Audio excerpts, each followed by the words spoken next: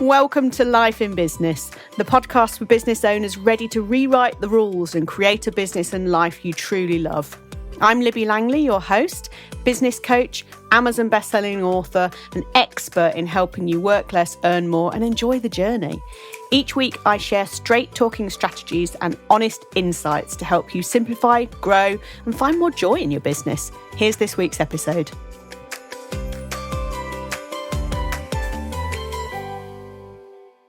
Hello. Well, it's very nice to have you here again for another episode of Life in Business. I'm Libby Langley. You probably know that by now. And if it's your first time, welcome. It's nice to have you here. It's a good place to be. It's a safe space. It's a place where we enjoy ourselves, we big ourselves up, we support each other, and we maybe have a bit of a giggle too. So welcome along. Very nice to have you here. And today, I'm going to talk to you about why your why matters so much. And, you probably heard of, if not read, the Simon Sinek book, Start With Why. And it's, it's the thing that matters. My approach to this has really changed massively over the years, right? And I mean massively, massively, massively. When I first started out in business, I didn't really have a deep why. I had I want to do it differently to them.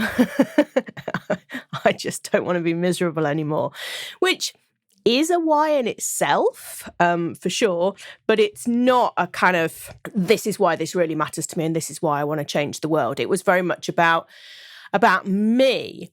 And that's, there's kind of a bit of conflict there because, of course, your business should be about you and do what the hell you like, right? But I think as I've got older and wiser in business, that certainly for us service providers, it can't just be about you. It has to be about, like the greater good, whatever you're doing, yeah? And how that kind of does change the world in its own little way. But, the challenges with having your own business is that you spend a lot of time on your own, right? And you can often feel stuck. You can doubt what you're doing, doubt your work, or you can push too hard in the wrong direction. And I say wrong with a million different caveats, right? But wrong is wrong for you because there is no right or wrong here. You get to choose what you want, right? Choose your own adventure. That's what's so exciting about having a business. And I thought it would just be really helpful to you to do an episode like this about your why and why it matters, right? Why it matters so much. And really, I guess I've been doing quite a bit of reflection recently about my own journey and why I do what I do. And I like to always share my thought processes with you, not all of them, obviously, because that would just, goodness me, not everybody needs to know everything that's in my head, because it can be helpful to you, right? Because I'm 13 and a bit years into business and I've worked with a lot of people and I know that the experiences that I've had, they're more than a lot of people have in a lifetime of business. I know that for sure. And I now know as well that that's to do with my neurodiversity and, the ability to kind of go full in on do something incredible and then the next week forget entirely that you've done it. So this is why reflection is always quite good for me to do and to be able to share with you.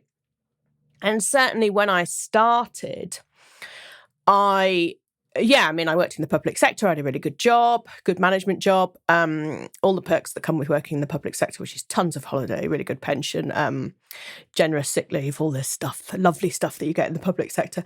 But I was a commercial person in a publicly funded public sector world, right? And it had worked incredibly well until it didn't. And I was very fortunate, I guess, that I got a lot of stuff funded when I was there. So I got funded to do my teaching qualification, my tutoring, adult tutor qualification. I'm not a teacher, I'm a tutor. And also my MBA, a lot of that was funded, an assortment of management qualifications that I did over the years. So I was kind of very fortunate in that regard that I got a lot of skills under my belt, as well as the practical experience, right? And I also had a lot of autonomy, so I was able to experiment with stuff. And social media was very new then. Guess back in 2009, I started writing and delivering courses in social media, LinkedIn and Twitter back then, and Facebook. Those were the days, the glory days, when it was all easy. And it became untenable to work. I was looking back now, I was very poorly. I was very burnt out. I was so skinny. A lot of stress and not a good time. And so I left, and I literally just left. I walked out. Absolutely just walked out. Bizarre to think about that now. I mean, blimey, that took some guts. But anyway, I did. It shows what state I was in, right? And I thought I could make some money teaching people how to use social media. And so that's not really a why, you know? The why was that I wanted things to be different for me because I was desperately unhappy and I knew I could do it better without all the stupid bureaucracy that goes with the public sector and probably most businesses, right? But the why of teaching that and working in that field, there wasn't one. There just wasn't one. It was interesting. I guess that's a why in itself, right? But it was interesting. It was a new world. There weren't many people doing it. I could nerd out as much as I liked on it, and it was ever changing, which kept my brain amused. But there wasn't a deeper why. I'm going to do this thing and make some money from it. And I guess at that stage in my life, that was absolutely fine. But as I've been doing it been in business for longer, I mean, certainly the teaching of social media, I haven't done that for a long time now. And pretty much straight away, I also started doing business strategy because that was what I was trained in, right? That's what an MBA is all about. I spent 3 years studying this stuff. And I've always been very, very interested in business as a whole. And so it kind of began to shape itself quite early on into business strategy, which is the broadest words for what I do now. Business coaching, business strategy. It's kind of business as a whole has always been very interesting to me. But a question that I didn't ask myself, which I would invite you to ask yourself, is, what if your work mattered more than you realised? And I think that's a really pivotal question. When you're able to ask and answer that, it's sort of a rhetorical question, right? Isn't it? But what if your work already matters more than you realised? That actually helps you find your why. Because if I asked myself that now, looking back at teaching people how to use social media, it kind of didn't, right? It was great. And, I've got testimonials coming out of my ears, people saying I've worked in this field, worked for an agency for 2 years and I've learned more in 3 hours than I did in the 2 years I've worked there. It's not about so much imparting the skills. It's about developing people and changing their outlook and increasing their confidence and making them feel better. And that's the stuff that really motivates me. That's the stuff that really matters to me. The teaching of social media was just a tool for that, which is kind of where the journey started for me, I think, or the self-realization started for me. When I was very early on, I certainly hustled, for sure. Absolutely hustled quite a lot in my business. And I worked really long hours, like 14-hour days quite regularly, had a lot of clients, a lot of stuff to do. I don't mean busy work, I mean just there was a lot to do. And of course I wasn't charging enough, right? That soon changed, but of course I wasn't charging enough. And I think I just went full tilt into, oh my God, there's this exciting new world. I can do anything I like. I can do all the things. I'm going to do all the things. Let's do all the things. Come on, everybody. Let's just do everything. And that, that obviously is not sustainable. But because it wasn't motivated by a particularly deep why, it was just like, whoa. When you walk into like one of those old-fashioned sweet shops and they've got all the sweets in the jars, and you're like, oh my God, I don't know. So you either have like pretty much one of everything, or you don't have anything, or you just, it's just too overwhelming, right? So because not knowing the why in the sweet shop analogy, not knowing like what you fancy before you go in, right? Not having a taste for something is kind of the same thing of not having a why. It's like, I can do all of these things, so I'm going to try them all. And that is great in terms of working out what matters to you, but in terms of it being sustainable and actually kind of satisfying you, less so, right? Absolutely less so. So certainly in my early days, I was trying to fit into someone else's version of success, build the team, grow the £1 million business. This is what I was told. And I don't for one moment regret being involved in the entrepreneurial community that I was involved in back then, because I met some incredible people and I learned a lot about running a business. But this overall focus was never right for me, of being, having a team and building a £1 million business. It's never what I wanted. It never was my why. I realise now, at the time, didn't really think about having a why. And I certainly pushed too hard. I went in the wrong direction a few times. I had some clients that were, I look back now and there was one guy, it was his wife who was the client. And I should have listened to the red flags at the time, because it was to do with I used to do some kind of associate work for somebody who had a web business. So I kind of used to sell on the services. I was like a third party agent, I guess. And this is 12 years ago or something, a long time ago. And she was interested. And so I spoke to her and she said, can you come back in the evening when my husband is here? And really, I should have known about boundaries, but I shouldn't, because you don't until you learn, right? But I had no boundaries. So I went in the evening, and I've never liked doing evening work particularly, but I went in the evening.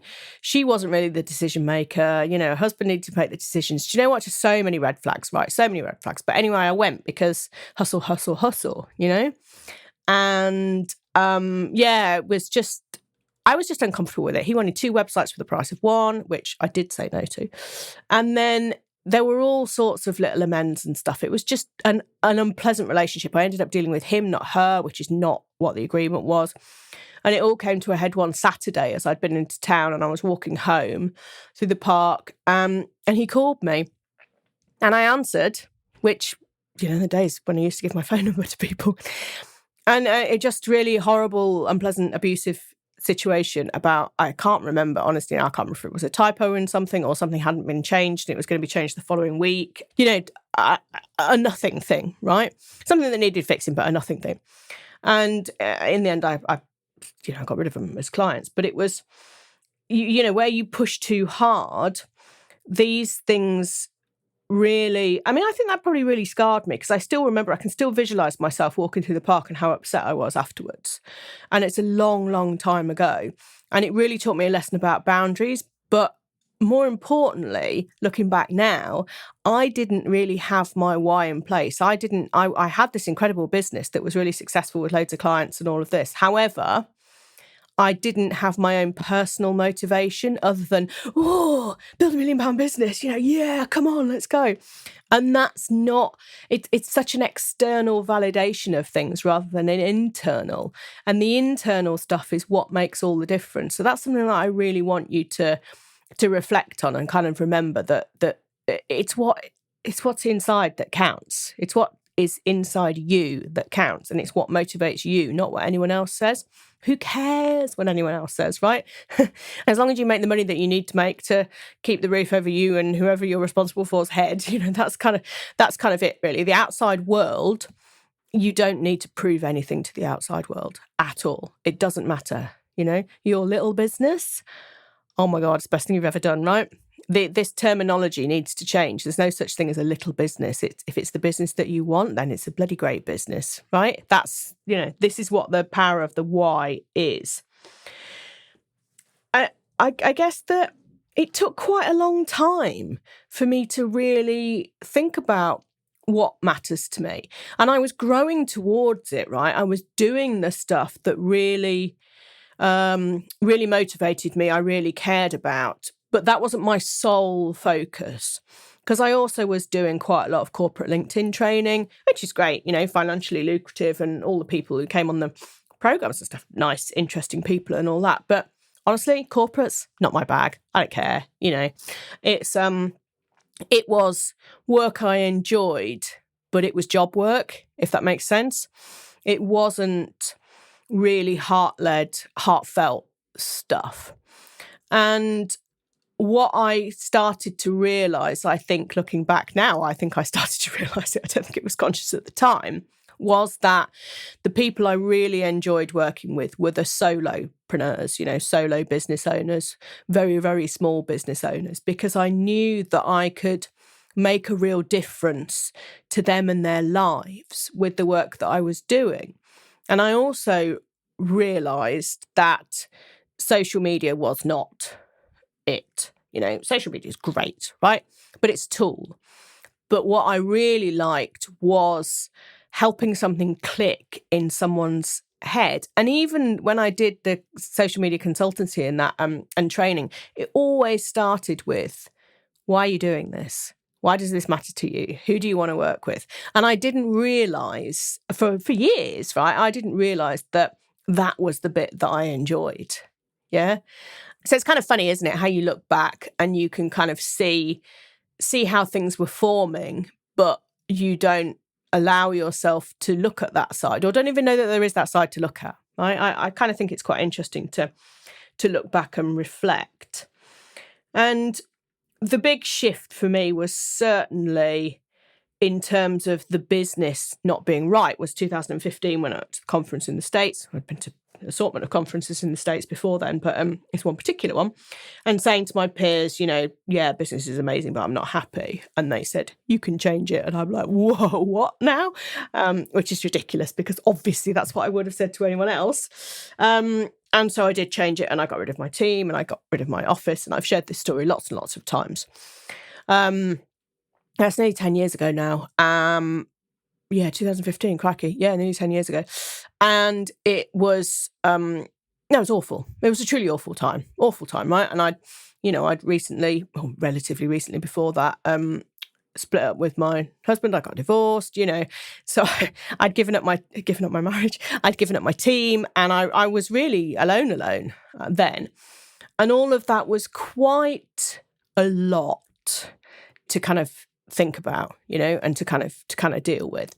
And I think I had a period of just really stepping back from stuff. And I did some more corporate work. I got a couple of contracts, which was great. Financially allowed me to kind of just have the headspace of stuff and actually really discover what it was that did light me up, and did fire me up. And I've always, always, always liked working with business owners, particularly women. And I guess that's because I'm a woman. There's some kind of affinity there. But people who work on their own, who are really small businesses. Because we as a collective, right, if you add us all up, there's millions of us. I'm sure. I don't know the exact number, but there's millions of us in this country, right? And the power that we have in our own small, bubble of influence, if you add all that together, I mean, it's absolutely phenomenal.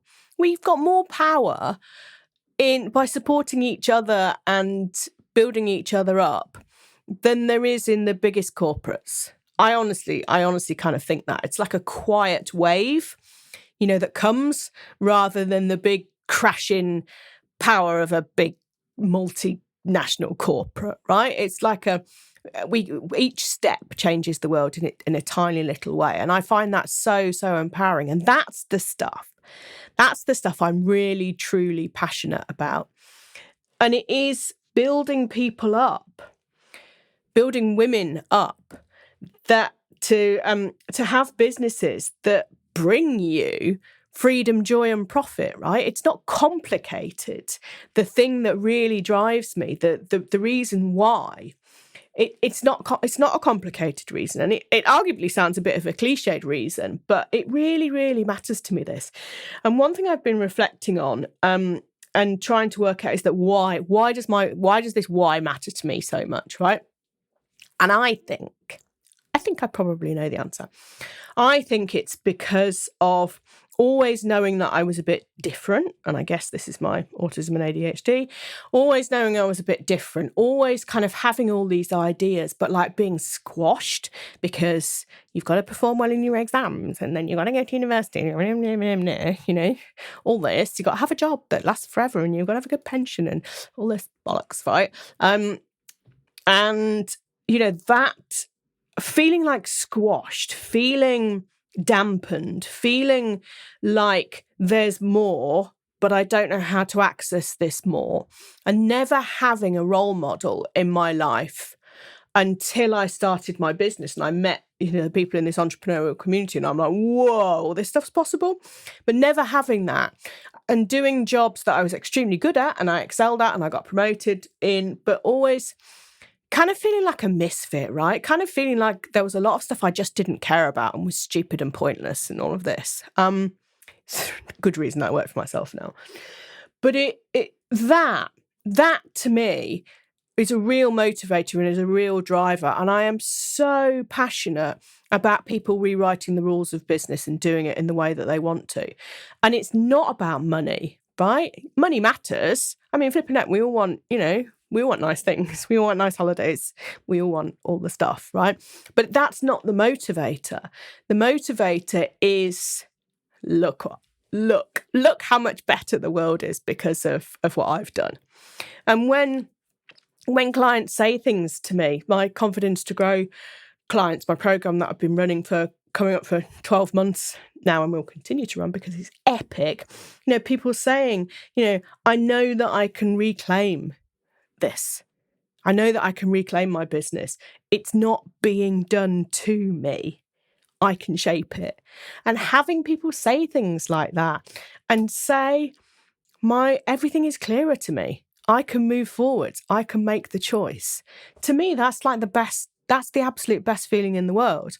And it really gives me such a sense of satisfaction and such a sense of pride that I am doing the right thing for me and for the business world. And that this kind of small, quiet movement that I am creating and that people are part of and that you're part of, right? You're part of it because you're here listening to the podcast, and things I will say on this podcast will shape different thinking for you. That's absolutely phenomenal and incredible. Oh, and I had someone say to me recently, they'd seen me speak at an event, they'd bought my book, Life in Business, for their wife. And as a result of reading the book, she had left her job and started her business. She'd already had her business kind of on the side, but she'd made the decision to go all in and leave the job and start the business. And it's like, oh my God, that's just so incredible. And it's that, right? It's that empowerment. It's that freedom of choice. It's that joy. That's what really matters to me. And I honestly think it's because I was missing in my life for so long and nobody was there. Oh, I feel a bit emotional. Oh my goodness. But nobody was there. Nobody did this for me, right? Never. And so I feel really emotional. That's so funny, isn't it? Oh my God, come on. But this is why it matters. This is how you kind of know that something matters, is if you do feel something about it. And it can be really small or it can be really massive. It doesn't matter. The point is that you kind of feel it and and you want to do it with every fibre of your being. You want to stand up and shout about this because it makes such a difference. But it will come from somewhere. It will come from your own experience growing up or in your younger years or, your family situation or something terrible that happened to you or something good that happened to you. There will be something behind this. Yeah. And that's why your why matters so much, because it's a huge driver. It's a huge motivator. And when things are more challenging, which they always are going to be in business, right? There's always going to be bad days, no matter how aligned to your why you are. It's not, you don't question the business, right? And you don't question yourself. And that's another kind of really practical reason why getting this alignment right matters so much. Because if things aren't quite how you hoped they would be, or something's just gone really wrong, it's like, oh, but I'm not doubting myself or being on the right path. It's like, oh my God, this is not right. But you kind of keep moving forwards. So it's really, it's so, so important.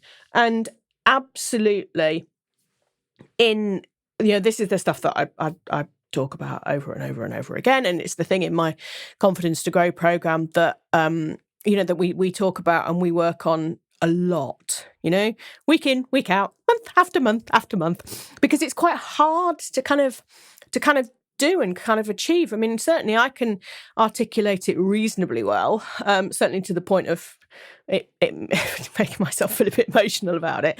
But it's taken a long time and a lot of learning, and I do a lot of self-reflection and inner work and all of that shizzle, So it takes a lot of time, but I know that I'm good in drawing this out of other people because I know what questions to ask, and that's what I do with my clients. And it's just fantastic to see the growth that this brings. And honestly, once you work out why your why matters so much, everything else becomes easier, because it's easier to say no to things that don't align. It's easier to say yes to the stuff that does. It's easier to just go, oh my God, what am I doing? And to stop doing it.